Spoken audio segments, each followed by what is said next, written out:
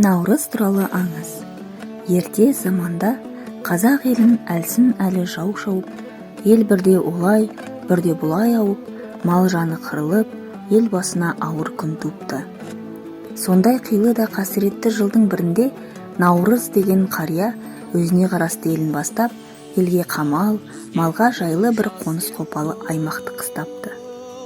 Құдай оңдап, сол жылы азаматтар шабуыл жасаған жауды жеңіп, мал жандары қыстан аман есен шығып, ел жұрт мәре-сәре болыпты. Наурыз қарт үлкен есепші астроном екен. Ол күн мен түннің теңелген, жер бетінің босанған дәл 22 наурыз күні ерте тұрып, ел аралап, бүгін ұлыстың басталар күні, күн мен түннің теңелген, бота боздап, қой қоздайтын қасиетті күн, жан жануар, өсімдіктердің өсіп өнетін, жер анадан қуат алып, ерекше күйге енетін күн. Сондықтан барлық үй той жасаңдар. Бұдан былайғы атар таң, көрер жылдарымыз бүгінгідей қуаныш мерекемен басталар болсын. Ұрпақтарымыздың көңілі қайғы қасірет толмасын, деп әмір етіпті. Сонда қарияға кемпірі күліп, аушал, еліңде арықшылық уақытта той жаса дедің. Қысылып әрең шыққан жұрт тойды несімен жасайды, депті. Оған қарт күліп, тойдың қызығы байлық пен қарын тойдырда емес, қайта көңіл көтеріп, рухани азық алуда. Көппен бірге көңілді отырып ішкен бір ұрттам қарасу, бір аяқ көженің нарқы, есерлік пен өткен 40 күндік сауық, 40 жыл жинаған байлықтан артық. Ал енді кемпір, отырмай сен де қабыңның түбінен қақ, депті. Қаптан бір кәрі жілік пен бірнеше кесек ет шығыпты. Оны көрген қарт кемпіріне мақтанып, жарайсың кемпірім, тұп-тура бір тойдың етін сақтапсың, дереу қазанға сал, қазанның құлағына 4 жапырақ май қой, оның біреуін піскенде өзің же, біреуін үлкен балаңа бер, біреуін күйеу балаңа бер, біреуін немереңе бер, кәрі жілікті қарияларға тарт, қалған еттерді турап көжеге салып жібер, және көжеге арпа, бидай, тұз, құрт сияқты 7 түрлі дәм қосылсын.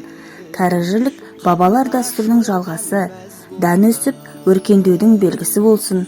Су мен тұз ұрпақтарымыздың дәм тұзы жарасып, мәңгі тату тәтті өтуіне дәнекер болсын. Айран қатық, айрандай ұйып, басымыздың өмірлік бір болып ақ көңіл адал ниетте болатындығымыздың куәсі болсын. Ал қазан құлағына қойып пісірілген 4 жапырақ май, 4 түлігіміз сай, бай бақытты тұрмыс кешіруіміздің өмірлік бастамасы болсын. Бүгінгі осы тағамнан дәм татқан үлкен кіші, кәрі жасқа түгел бір жас қосып, осы той әр жылы дәл осы күні әрбір отбасы міндетті түрде өткізіліп отырсын, деген екен. Сөйтіп Наурыз қарттың елі қап түбінде қалған еттерін түгел қазанға салып, ұлан асыр той жасап, жадап жүрген көңілдерін көтеріпті. Ел қарияға алғысын жаудырып, той қызығын әлде неше күнге жалғастырыпты. Әне-міне дегенше жаз шығып, көз келіп, көзді ашып жұмғанша қыста өтіп, тағы да көктем келіпті. Ел Наурыз қарияның ұйғарымы бойынша көктем тойына ерекше әзірленіпті. Қария бұл рет жан жаққа ат шаптырып, тойға маңайдағы алыс жақын елдің бәрін шақырыпты. Тойға шақырушының бірі Алаша ханға барып, тақсыр, сізді аулымызда өтетін тойға шақырып келдім, депті хан одан. Ау, бұл қай уақытта жасалған той? Той деген жаз бен күзде жасалынбаушы ма еді?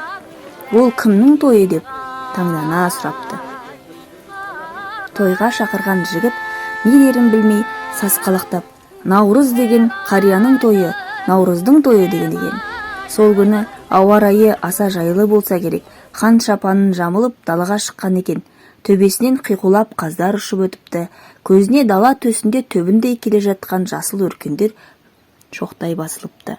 Сонда хан көкірегін кере дем алып, бұл бір өміршең өлмес той болып, ғасырдан ғасырға жалғасқалы тұр екен, деп сүйне тіл қатыпты. Сөйтіп Сол той наурыз тойы, 7 дәмді біріктіріп жасаған көже, наурыз көже той өткен ай наурыз айы аталып кетіпті. Наурыз келді, жаз келді, ұшып аққу қаз келді,